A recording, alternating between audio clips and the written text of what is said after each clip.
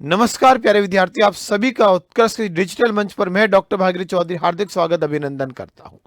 प्यारे विद्यार्थियों, पिछली क्लास के अंदर हमने बात की थी सार, उससे पहले हमने बात की थी एसिड।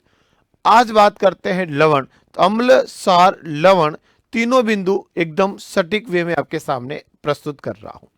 लवण की बात करते हैं तो सबसे पहले मित्रों, लवण किसे कहते हैं? साल्ट। लवण क्या होता है? तो प्यारे विद्यार्थियों, हमेशा याद रखना, प्रबल सार। कौन मित्रों? स्ट्रॉन्ग बेस, प्रबल सार व प्रबल अम्ल। प्रबल सार व प्रबल अम्ल की क्रिया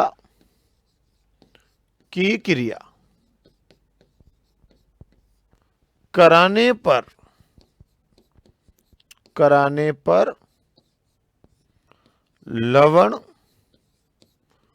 व जल बनते हैं। लवण व जल बनते हैं,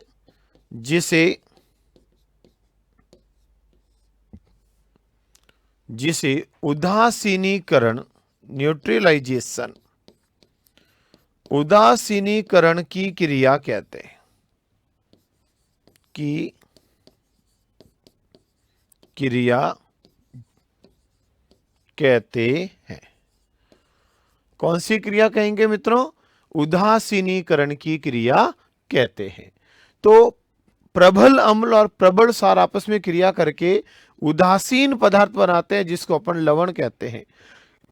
यानी कि मित्रों, लवण की पीएच 7 होती है, उदासीन। तो लवण की पीएच कितनी होगी? 7। तो ये क्या होंगे? उदासीन होते हैं, उदासीन होंगे मित्रों, याद रखना। जैसे प्यारे विद्यार्थियों, मैं एक प्रबल अम्ल ले रहा हूं HCl, इसकी क्रिया एक प्रबल सार से करा रहा हूं NaOH। तो हाइड्रोक्लोरिक अम्ल एक कैसा अम्ल होता है? प्रबल अम्ल। और NaCl, NaOH क्या होता है बेटा? एक प्रबल सार, सोडियम हाइड्रोक्साइड। इन दोनों की आपस में क्रिया करवाते हैं। तो प्यारे विद्यार्थियों, इनकी क्रिया से बनेगा NaCl और साथ में बनेगा H2O। तो ये NaCl है, ये होता है बेटा लवण, और ये बनेगा जल। तो इस प्रकार लवण का निर्माण होता है। यानी कि प्रबल अम्ल प्रबल सार की आपस में क्रिया कराने पर लवण और जल का निर्माण होता है, और इसी क्रिया को अपन उदासीनीकरण की क्रिया कहते हैं। तो लवण उदासीन होते हैं और इनकी पीएच 7 होती है। तो ये न तो अम्ल होंगे न सार।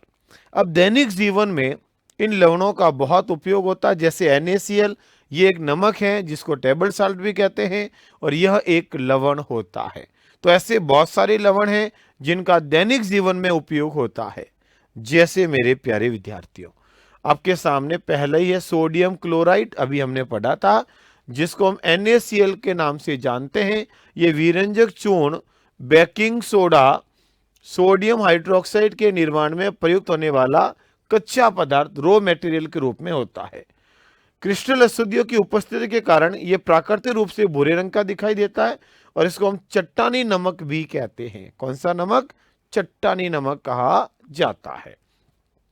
दूसरा है मित्रों sodium carbonate, Na2CO3। Sodium carbonate होगा Na2CO3।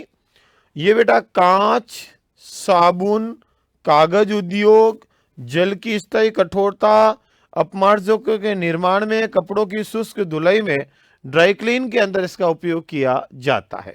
इसको हम धावन सोडा भी कहते हैं। कौन सा soda? Washing soda. Sodium carbonate को धोने का सोडा कहा जाता है, धोने का सोडा। और बाइकार्बोनेट खावन सोडा। अरे मित्रों, ये हो जाएगा खाने का सोडा। तो खाने का सोडा होता है sodium bicarbonate, NaHCO3। Baking powder बनाने में सोडा अम्ल अग्निशामक में प्रति अम्ल के रूप में इसका उपयोग किया जाता है और बेकिंग सोडा भी इसको कहा जाता है। तो बेकिंग सोडा का फॉर्मूला पूछ सकते हैं आपसे, सोडियम बाइकार्बोनेट NaCO3। बेटा वॉशिंग सोडा का पूछे तो Na2CO3, साधारण नमक पूछे तो NaCl और जिप्सम CaSO4.H2O। जिप्सम जो होता है बेटा, ये टूटी हड्डियों को जोड़ने में प्लास्टर ऑफ पेरिस के रूप में इसका काम होता है। खिलौने बनाने में, दीवारों को चिकना बनाने में भी जिप्सम का प्रयोग किया जाता है।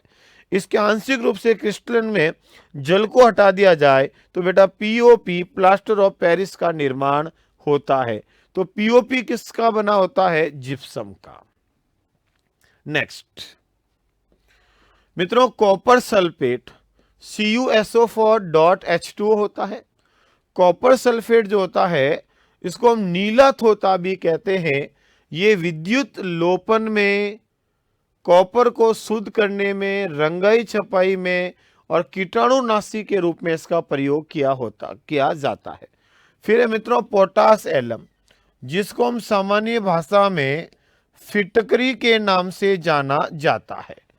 K2SO4.Al2SO4 whole type 24H2।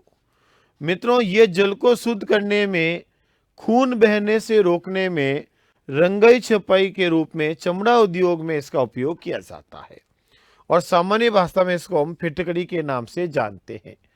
और पोटेशियम नाइट्रेट KNO3, जिसको सॉल्ट पीटर के नाम से भी जाना जाता है, इसका उपयोग उर्वरक के रूप में, कांच उद्योग में और विस्फोटक सामग्री बनाने में किया जाता है।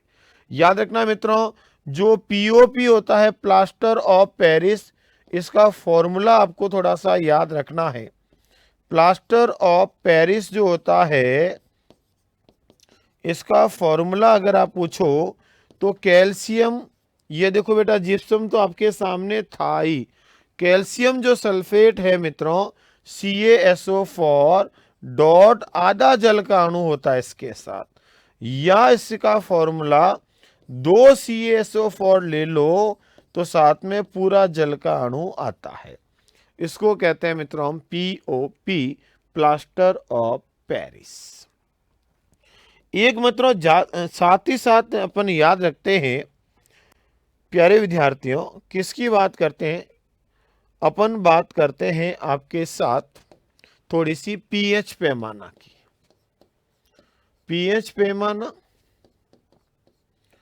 pH पैमाना की बात करें तो याद रखना मित्रों, pH पैमाना किसने दिया? pH पैमाना सोरेनसन द्वारा दिया गया। कौन से वैज्ञानिक? सोरेनसन द्वारा दिया गया है। इसको सोरेनसन द्वारा दिया गया था। pH पैमाना द्वारा अम्ल व क्षार का मापन करते हैं। अम्ल व क्षार का क्या करते हैं मित्रों? मापन करते हैं। किसके द्वारा? pH पैमाना के द्वारा। इसके ऊपर 0 से लेकर के 14 बिंदु होते हैं, बीच का बिंदु होता 7। जिसकी pH 7 होती है मित्रों वह उदासीन होता है, न्यूट्रल। 7 से कम होती है तो वह अम्लीय होता है, एसिडिक। और मित्रों 7 से ज्यादा होता है तो वह क्षारीय होता है, बेसिक। इस प्रकार हम अम्ल और क्षार का मापन किसके द्वारा करते हैं? pH पैमाने के द्वारा। pH कुछ देखते हैं मित्रों, जैसे बैटरी अम्ल के अंदर 0 से 1 के आसपास, इसमें लगभग सल्फ्यूरिक अम्ल होता है H2SO4। जठरस 1.2 से 2 के आसपास HCl होता है। नींबू रस सिट्रिक अम्ल होता है, सिरका भी होता है, संतरे का रस, टमाटर, बियर, काली कॉफी, लार, इन सब की pH 7 से कम होती है और 7 से कम पीएच होगी तो वह अम्लीय होता है, और जिसकी 7 होती है मित्रों वह शुद्ध जल उदासीन होता है। 7 से ज्यादा होती है तो सार होते हैं। जैसे मानव मूत्र की पीएच, जैसे हमने देखा मित्रों, किसकी पीएच? मानव मूत्र की पीएच। मानव मूत्र की जो पीएच होती है मित्रों वह कितनी होती है? तो देख लो, आपके सामने है, लगभग 7.3। एक मिनट, ये मानव मूत्र नहीं है मित्रों, ये जो पीएच आपके सामने है ये रक्त की पीएच है। किसकी पीएच है मित्रों? ब्लड की। ये मानव रक्त की पीएच है बेटा, इस बात का ध्यान रखना। लार अम्लीय होती है और भोजन की अनुपस्थिति में। समुद्री जल की पीएच लगभग 8 होती है। बेकिंग सोडा, सोडा पी की पीएच लगभग 9.2 होती है। प्रति अम्ल जो होता है बेटा एंटी एसिड, इसकी पीएच 10 होती है। दांतों के उपचार में प्रयुक्त विलियन की पीएच 11 होती है। साबुन वाला पानी की पीएच 12.5 और सोडियम हाइड्रोक्साइड NaOH की पीएच 14 सबसे ज्यादा होती है। यूरिन की पीएच होती है मित्रों औसत।